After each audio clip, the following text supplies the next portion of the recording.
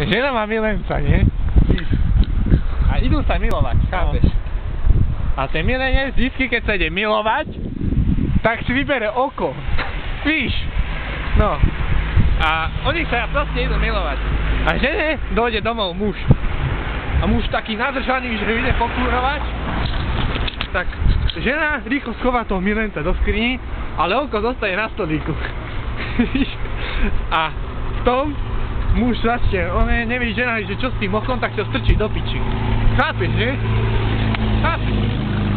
Tak, ale že muž ju ide pojebať, nie? A zrazu mu nejde dorážať, víš? Nechce mu dorážať.